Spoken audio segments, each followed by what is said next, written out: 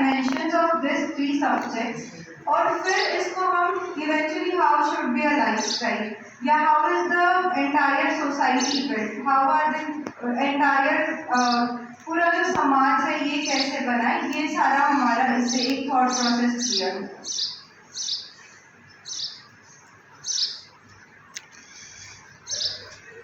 अभी अगर हम साइकोलॉजी की बात करें तो साइकोलॉजी में हमने 8 सब्जेक्ट्स है जिसको आइडेंटिफाई किया है। जो हमारी सुबह भी बात हो रही थी कि 8 इलेक्टिव्स कौन से हैं या ये कौन से सब्जेक्ट्स हैं and why the specific 8 subjects. तो हमने ये कुछ सब्जेक्ट जो आपको बोर्ड पे प्रोजेक्टर पे दिख रहा है, ये 8 सब्जेक्ट्स हैं जो हम इस साइकोलॉजी के वर्कशॉप में डिस्कस करेंगे। पहला है self and personality and socio emotional development. ये सब्जेक्ट जो है ये हमारे बारे में सेल्फ, पर्सनैलिटी, इन फैक्टर्स को जनरली डील करते हैं। देन काउंसलिंग साइकोलॉजी, जिसके बारे में पहले भी आज काफ़ी बार चर्चा हुई है। Interpersonal relationship and family science, child psychology, environmental psychology, psychology of health and wellbeing और ऑर्गेनाइजेशनल साइकोलॉजी। तो if you think about all this 8 electives, तो ऐसे ध्यान जाता है कि ये सारे इलेक्टिव्स जो है ये हमारे डेली इंटरेक्शंस में बहुत क्लोजली रिलेटेड है और इसी को हम आने वाले 10 डेज में और अनफोल्ड करेंगे एंड ट्राई टू रिलेट कि ये मुझसे कैसे जुड़ता है। अब जब मैं सोचती हूँ कि ये मुझसे कैसे जुड़ता है तो देयर आर 3 पैरामीटर्स जिससे वी कैन थिंक कि how does it relates to me. सबसे पहले इंडिविजुअली ये मुझसे कैसे जुड़ता है, मतलब मैं इससे कैसे रिलेट करूँ। सेकेंडली और फैमिली एस्पेक्ट ये मुझसे कैसे जुड़ता है। अगर मुझसे जुड़ता है but it is not something जो मेरे फैमिली में सिंक होता है तो देयर बी कॉन्फ्लिक्ट्स अगेन। तो ये मुझसे कैसे रेलेवेंट है, ये सब्जेक्ट मुझे फैमिली में हारमोनियसली कैसे जीने में मदद करता है। How does it helps me to live in this society, society में कैसे ये हारमोनियस मुझे एक रिलेशनशिप बिल्ड करने में हेल्प करता है। And then with nature how does it helps me. तो फाइनली ये रिसर्च करने से हमारे क्या आउटकम्स होंगे, तो ऐसा ध्यान जाता है कि इंडिविजुअल लेवल पे मुझे कुछ आउटकम्स होंगे जैसे कि क्रिटिकल थिंकिंग, मतलब एट सच सिचुएशंस आपने कैसे डिसीजंस लेने चाहिए या how to deal with certain issues, वो फिर इकोनॉमिक्स से रिलेटेड हो या सोसाइटी के कुछ इश्यूज से रिलेटेड हो या कुछ बिहेवियरल एस्पेक्ट से रिलेटेड हो, इसको हम डील कर पाएंगे। Secondly problem solving, if any kind of situations when you are put up in, how do you help it, how do you figure it out for yourself and for others। और clarity, एक हमें इन subjects को अच्छे से deep study होने से एक हमें भी क्लैरिटी बनती है ताकि हम अच्छे से डिसीजंस ले पाए और अपने लाइफ को और अच्छे से जी पाए। सेकेंडली अगर हम फैमिलीज में देखें तो how does it help me in families में it help just to establish better communication. Definitely अगर मैं जानती हूँ कि मेरे नीड्स क्या है, मैं क्या चाहती हूँ, और अगर मैं ये जानती हूँ कि बच्चा क्या चाहता है, जैसे कि 1-2 बार हमारे आज कन्वर्सेशन में बच्चे को अगर अभी पानी चाहिए, so if I am able to give it right now, तो मैं अपने नीड समझ पाऊँ, मैं अगर बच्चे की नीड समझ पाऊँ। This requires an understanding of psychology at very primary level. तो ये नीड्स को समझ पाना और ये दे पाना, इससे what will I be able to establish a good communication and good relationship. So this will help me establish good relationship and followed by the idea of collaboration and responsibility। मतलब क्या मैं अपनी रिस्पॉन्सिबिलिटी समझ पा रही हूँ। तो theoretical ideas के साथ साथ प्रैक्टिकली हमें कैसे हेल्प करता है, throughout the research of 6 years we'll be able to figure out this।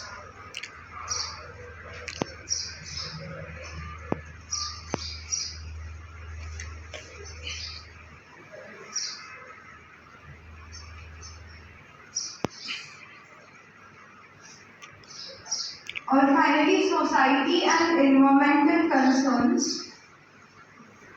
Society and environmental concerns की अगर हम बात करें तो आज अगर हम देखते हैं तो there are a lot of crimes, जैसे काफ़ी लोगों ने क्राइम्स की बात की, इंक्रीजिंग क्राइम्स है, डिफरेंस ऑफ ओपिनियंस है, जिसकी वजह से काफ़ी ज़्यादा एक्सट्रीम बिहेवियर्स हम लोग देखते हैं। तो इन सब को हम कैसे डील करेंगे, व्हेन ओनली वन थिंग, जब हम सब में एक same level of thought process हो या एक हार्मोनियस रिलेशनशिप हो। तो दिस करिकुलम या this research will help us to find those threads जिसे will be able to identify and know कि व्हाट आर दोज थ्रेड्स जिससे हम हार्मोनियस रिलेशनशिप कुछ बना पाए। And for this there has to be establishment of some systems, जिसको हम व्यवस्था के नाम से समझते हैं। तो ये व्यवस्था कैसे बने, एक इंडिविजुअल में क्या व्यवस्था हो, एक परिवार में क्या व्यवस्था हो, सोसाइटी में क्या व्यवस्था हो, और जब हम इन्वायरमेंट के साथ या प्रकृति के साथ डील कर रहे हैं तो उसमें वो कैसी व्यवस्था हो कि एक सब में हार्मोनियस रिलेशनशिप हो। So this entire research process will help us to understand कि ये सिस्टम्स हम कैसे बना पाए और ये व्यवस्था कैसे बना पाए। So initially starting with the subject of psychology, आप लोगों को भी ये एक्सपीरियंस मिलेगा कि हम ये रिसर्च कैसे कैरी कर रहे हैं। लास्ट 1 ईयर में हमने क्या क्या किया है, will be sharing you this through out the workshop. And even आगे आप में से जो भी इंटरेस्टेड है कि मैं अपने सब्जेक्ट के साथ कुछ, एक होता है कि मेरा करियर, अब जैसे even if I speak for my self, by profession मैं एडवोकेट, साइकोलॉजी इज समथिंग जो मुझे अच्छा लगता है, जिसको मुझे लगता है कि yes this is something which can bring the change, या यहाँ से मैं समझ के अपने लिए भी कुछ अच्छा कर पाऊंगी, अपने परिवार के लिए अच्छा कर पाऊंगी, सोसाइटी में I able to contribute in a much better.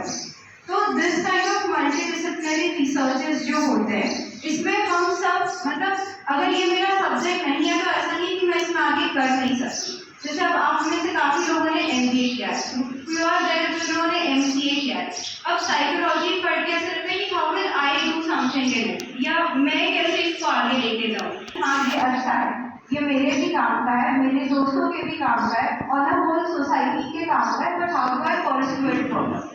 So this is a way, या this is a channel, a platform and an opportunity जिससे मैंने भी, मुझे लगता है that I also was able to take this opportunity for myself कि आगे मैं इस रिसर्च में जुड़ के अपना कुछ प्लेसमेंट देख पाई। और now I feel कि even in spite of the fact कि आपको कोई भी बैकग्राउंड हो, there are certain subjects and this is such one option for you जहाँ पे आप अपने, अगर इंटरेस्ट बनता है तो आप इसको आगे रिसर्च के वे में, specifically in the multidisciplinary field, आप इसको आगे कर सकते हैं। So basically I would like to keep this much and keep it short. आपके अगर इस रिसर्च कैसे होगा, क्या होगा, मेरा फील्ड नहीं है फिर भी मैं कैसे करूँ, ऐसे काफ़ी सारे क्वेश्चन आते हैं जब हम इसको एकेडमिकली आगे परस्यू करना चाहें तो it often comes in our way.